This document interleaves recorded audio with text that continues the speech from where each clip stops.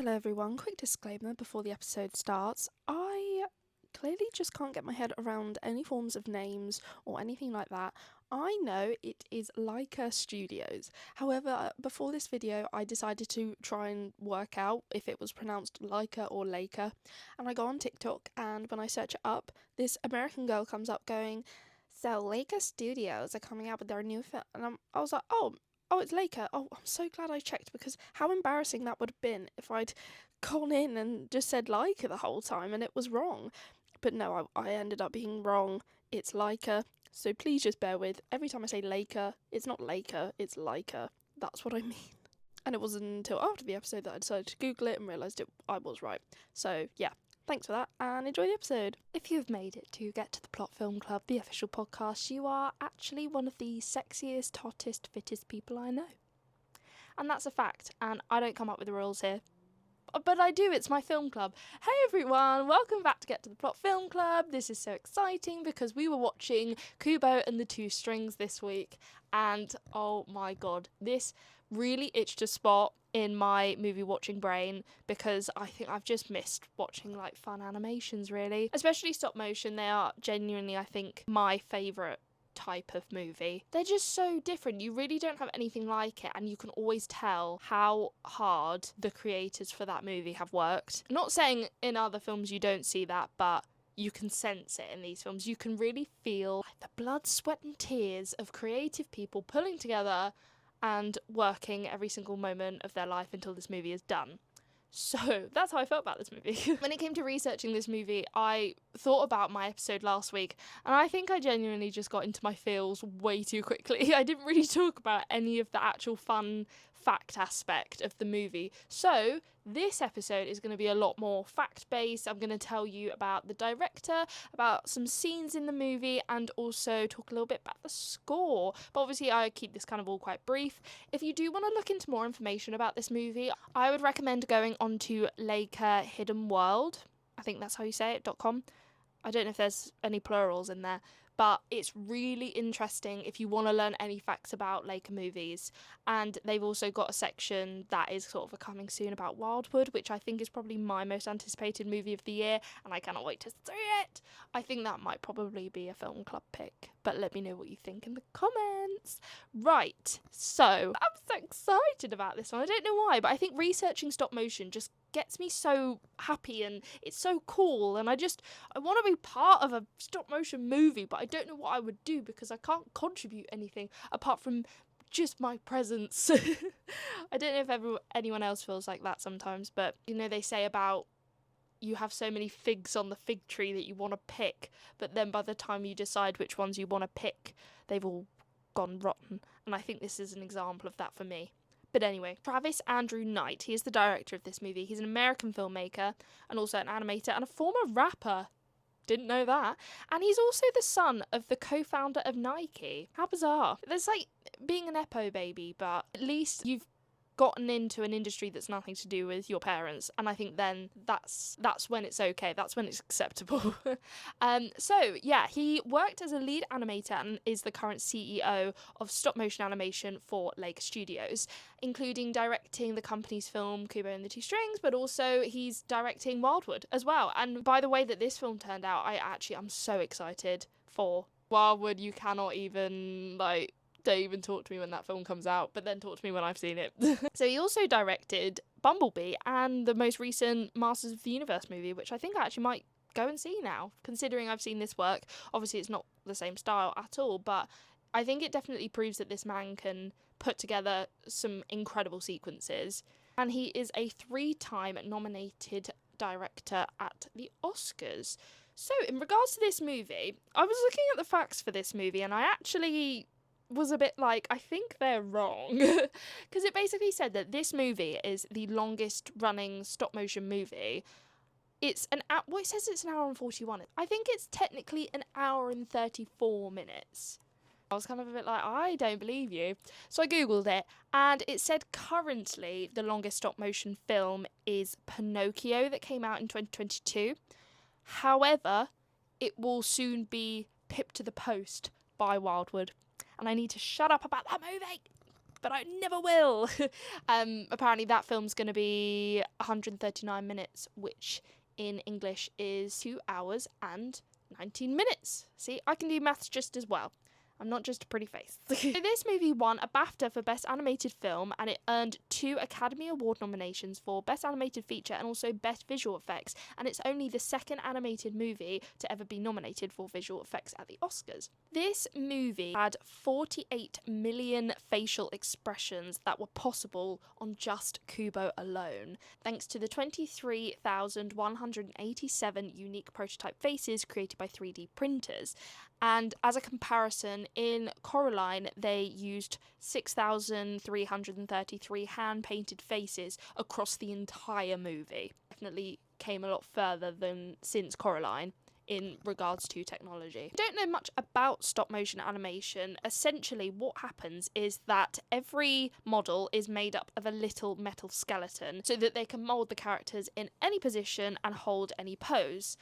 They said that the wigs, which are all handmade, are actually human hair, which is combed with silicone to give it the durability, and then they put little wires and glue to make it animatable.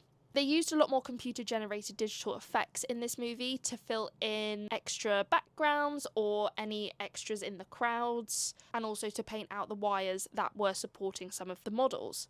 But everything starts with puppets. The director said no matter what we do, we always build it as a practical thing first. Even if we're going to build it digitally, we give the practical model as a reference to our digital team. There are some shots that are entirely practical, there are some shots that are almost entirely CG, and then there are some shots that are blended. One of the things they talked about the most in some of the articles that I've been reading, I'll link them in the bios of wherever you're listening, but one of the things was animating water, and they talked about how water and stop motion animation are not the best of friends, that they're not purists about stop animation. If there's a tool... He said, if there's a tool that we can use to make more sense, to bring something to life in a better way, we'll use it. Whether that's hand-drawn animation or CG or some newfangled technology that they've been developing. In Coraline, they couldn't really do anything on the fly. They needed somewhere between 2 to 3 months period for making changes to faces, whereas with the technology they used in this movie, the processes were a lot more advanced and they could make a new face in a matter of hours. However, once the puppet's been made digitally, they can't exactly just pop it onto set because it needs to be dipped in a vat of super glue and hand painted to look more organic. I love numbers, me, and I will admit this really did interest me, and I think it just puts all of it into perspective with this movie. You know, there's so much hard work that goes into these things, but when you hear this, I think you'll appreciate it so much more than you may have on the first watch or the second watch or how many times you've ever watched it. But basically, in live-action movies, a cinematographer records 24 or even 60 frames per second. However, for a stop-motion animator at Leica, they record 3.31 seconds per week, or 15.9 frames per day. The film has 1,359 shots, but has over 133,096 frames of animation, and that, I say over because obviously they filmed other sequences that weren't included in the movie. That's a bloody lot of frames. Production took a year and 9 months, and the estimated total number of hours worked was 1,149,015. And apparently 2,592 breakfast burritos were consumed during filming. So I think you probably will agree with me that the models or the beasts in the movie, the kind of final bosses in the movie, were definitely the thing that stood out to me the most. They're the things I remember and definitely were the things that were most impressive. So I'm going to be talking about the Hall of Bones, of the skeleton character in the scene where they're getting the sword out of the head. This was one of the most complex creations within the entire movie. The puppet stood at 16 feet tall and had a wingspan of 23 feet. They had magnets that kept the arms together with the shoulders. They used industrial architectural high-density foam to create the bones to be as light as possible, but the thing still weighed 400 pounds or 180 kilograms, whichever you prefer, and the elbows were held together by automobile brake pads, and they went through 3 sets of brake pads over the course of filming. The inspiration for the skeleton was actually derived from a famous triptych woodblock print called Takayasha the Witch and the Skeleton Spectre by a Japanese artist, in which he depicted the 10th century princess summoning a skeleton spectre to frighten an adversary. But it was also inspired by Ray Harryhausen's movies, and in particular Jason and the Argonauts, which kind of inspired the entire movie. So the Moon Beast, which features at the end, and also voiced by Ralph Fiennes, which I knew from a mile away. I literally heard him and just thought, this is my Grand Budapest Hotel diva. The Moon Beast was built at a 1/5 scale. Had it been made full scale, it would have been 17.6 feet long. There was a full-size tail made for one of the scenes and also a full-size hand made for another. The hand was over 3.5 feet long and was made of over 58 3D printed parts. And the Moon Beast is also Leica's first 3D printed puppet. And also, hopefully, if you agree with me, I think the leaf boat was probably one of the most stunning and detailed parts of the movie. The boat was 12 feet long, 14 feet high, and 4.5 feet wide.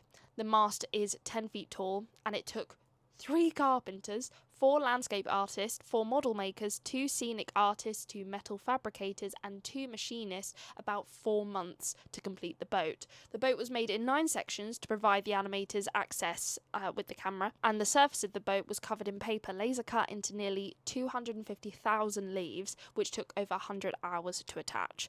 And the leaf boat sequence took 19 months to shoot. One thing that really stood out for me in this movie was the score. I think some of you mentioned in your review about the score, which I'll get onto in a moment, but you know it's a good score when you suddenly think, wow, the score is impeccable here.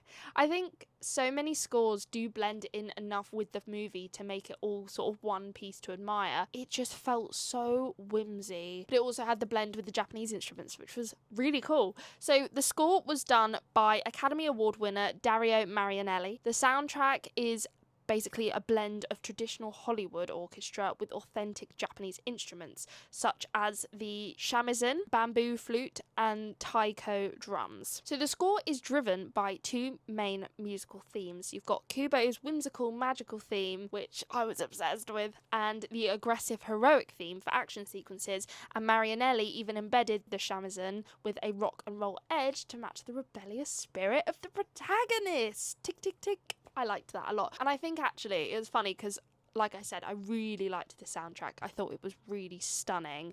And so when I looked into the composer's work, I see one film which I'm like, oh, then, of course, it makes so much perfect sense, and that was Paddington 2. He also composed the music for Paddington 2, which is one of my favourite soundtracks. I have a little album on Spotify, and I want to hear this from you guys as well. If you have a film soundtrack album, one for me is Paddington 2. I've also got like Pirates of the Caribbean on there, Peter Pan, obviously. I've got Cloudy with a Chance of Meatballs on there for some reason, but also The Incredibles.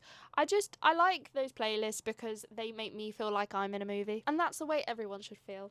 Top tip, if you ever want to feel like the main character, just listen to soundtracks on the way to work or when you're just dilly-dallying, because you will genuinely feel like the only person that matters in the entire universe. Take it from me. But he also did Pride and Prejudice, and Atonement, and Anna Karenina, and he did Box Trolls, and he's also now doing Wildwood, which I think the composer and the director in combination is just a stunning pair, and I look forward to the many more things I hope that they do together. So moving on to you guys' reviews, this was so unanimous. There was only one person who didn't give it the same amount of stars as everyone else. Being different, are we? Everyone gave it 4 stars apart from Ella, but we will get on to you, Ella, because I want to know what you're thinking. Ruby gave 4 stars. I don't need to say that because I've already established how many people have given what stars.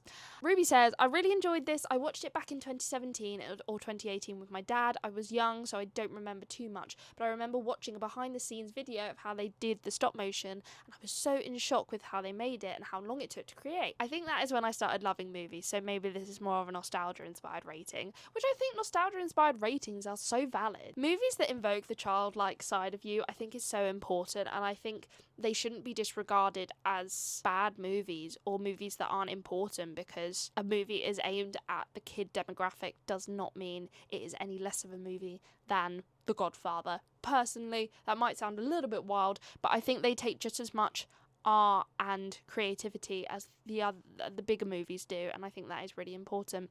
Do you know, one thing I was thinking about in the week was I really want to go see the new Minions movie, but I haven't been to the cinema in ages, and I'm really wanting to go see something.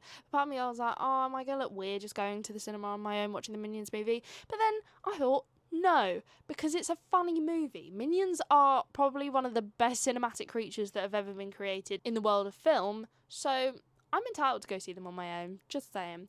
But no, I so agree with you, and I think if I'd seen this movie as a kid, it would have probably stuck with me into my older years, as has Coraline.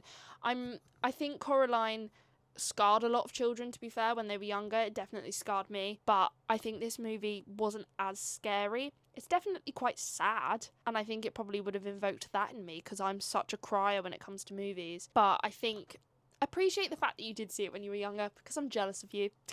Carson also gave it 4 stars. What a surprise. And Carson says, I was a little confused with the armour at the end and how once he reunited the 3 pieces, I felt like nothing really happened. I agree. I thought that. Anyway, they kept saying it was the only thing that could protect him, but they all seemed a little useless other than the sword. So right. I do like how it ended though, and the meaning of family. It was pretty obvious that the beetle was the dad the whole time, and I genuinely was surprised when the monkey was the mum. Made sense why her and the beetle kept flirting. I agree with you so much, because I was a little bit like, ew, get a room, but also I said to my mum while I was watching this, I'm watching a beetle and a monkey flirt, and I don't feel good about this at all. But it kind of worked. I genuinely felt like they had more chemistry than most rom-coms do in this day and age. And that's not how that should work. Do you know what, though? I will admit, I did not see the beetle being the dad. I was so shook. I was actually so surprised. And obviously then it really... I hate when movies do this. Well, I guess it's the point why they do this. When they reunite a family and they're like, oh my god, you've been my family this entire time. Boom. Dead. It's just so sad, and I like being sad, but it's not fair because he's just a little boy. But I get what you mean especially about the armor actually, but I don't know if they were trying to invoke the message of, you don't need armor to defeat the enemies, you just need your belief in yourself and your family and the power that you have from the people beside you. Because when I saw all the villagers rally up together, I was like, oh, here we go. Here we go. And also, why they got the kids there?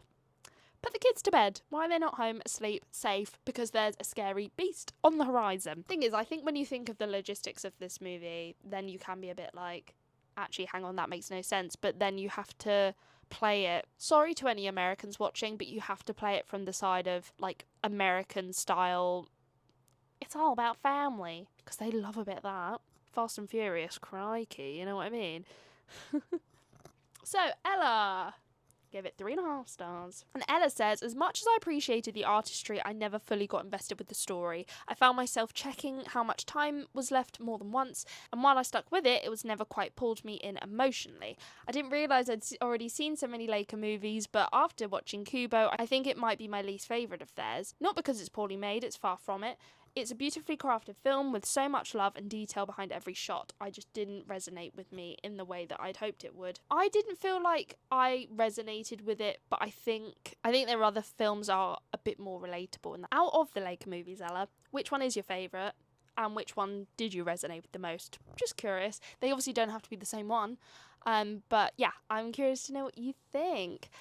And finally, ending on Nat. My lovely Nat. Podcast exclusive for you, by the way. Me and Nat are going to be teaming up to do the podcast for The Odyssey when that is Film of the Week. So, very excited about that. We both kind of have a bit of a disdain for Christopher Nolan, so it's either going to be probably like a good 25 minutes of just Nolan slander, or this will be an enlightenment, and I'm excited to see what we think. But yes, it's going to be 2 of us on that podcast episode, so I'm really excited about that. And I haven't told anyone that yet. So if you're listening to this, you're the first to find out. So Nat gave it 4 stars, and she says, the soundtrack, beautiful. Story, beautiful. Visually, stunning. In capitals. The attention to detail these animators have is completely incomprehensible and just goes to show how much love and dedication has gone into this craft. Matthew McConaughey, I could recognise you anywhere. The twins were genuinely unsettling. I was definitely getting Coraline Belden vibes for sure. I thought that was the vibe, but then when their faces smashed off, I was like, genius. Because I was trying to work out, I was like, oh, these guys are spirits, right? And then obviously when their masks came off, I was a bit like, oh, Are they not spirits? I'll have to double check on that of kind of what they were as entities, but I really liked them as characters. They kind of reminded me of knowing Puss in Boots: The Last Wish, the wolf in that. They just have the same energy. And I remember watching, when I was watching this with my mum, I did say about how I didn't feel as stressed as I do when I watch Coraline, and I feel stressed every time I watch Coraline. Like, I love the movie, but the whole bit where the mum's coming up the spider webs, I can't do it. I actually can't. But I was watching this and I was kind of like, oh, this one doesn't stress me out as much. And then it got to the scene where they're fighting for the second time, not on the boat, but in the other place with the other aunt. And that whole scene, I was like stressing out. And Matthew McConaughey, when his character came on screen, I also knew instantly. I didn't know it was him, but I just went, I recognise that voice. Who is it? And then my mum Googled it and told me, and he, worked really well. He's got a really good comedy voice. I think the only thing that kind of bugged me was some of his lines. I can't remember exactly what the script said, but it was something about how it was one of those jokes where you make a joke and then you go, haha, get it? Because that's why. And you're like, oh my god. Again, I'm really sorry to say this, but it's American humour. When they point it out, or at least point it out in a not funny way. So, my verdict, I'm going to give this movie as well 4 stars. I was bordering on 4.5, but I think it's just the plot for me that is too big of a issue to only be worth half a star down. I was only going to take half a star away because of the jokes and how I just didn't like the humour of it, but I'm going to take a full star away just because, like Carson said about the plot, how it just kind of didn't really make enough sense. You can tie up loose ends, but it kind of feels lazy when you just say, I'm strong, and that's why I don't need this stuff that I've been looking for the entire movie. Because then it just kind of feels like you've wasted the time watching this whole fun journey, and then it's like, oh, but it's all about the friends we made along the way. But overall, I think the artistry in this movie is just beautiful. I don't think I've ever seen a bad stop motion movie. I think because they have to put so much time into it, they don't miss a mark at all, and it is just delicious to watch. I'm very excited to watch the next one. So, thank you so much for joining me in this episode of Get to the Plot, the official podcast. Next movie, podcast exclusive. I'm not going to say what it is, but I'm going to say that the theme of the week is going to be Katie's Essential Viewings, which are basically just the films that I have seen that I just feel like everyone should watch. They might be already incredibly popular, or no one's ever heard of them ever in the whole wide world. But it's sometimes that thing of I see movies on free streaming services and I just feel like saying to people, you need to watch this. While it's free, you have to watch it. If you've never seen it before, get on it because you're really missing out. That's what tomorrow's pick is going to be. It's going to be a film that I've seen that I just feel like everyone needs to watch. And also I thought because we're moving into the Odyssey and also Insomnia next week, they're going to be really intense movies. So what I've decided to do is I'm going to kind of pad it in some easygoing, either like comedy, romance, just stuff like that, either side, so that it doesn't just feel really intense the whole time, because it's going to be intense. And also if anyone decides to watch Insomnia earlier, which you can, it just gives people a lot more time as well, and just hopefully feel better and enjoy it more because you have the break, which will be nice. But yeah, thank you so much for joining me, and I will see you I'll see you tomorrow for the movie reveal, but on the podcast, I will see you next week. Love you all. Have an amazing week. Bye.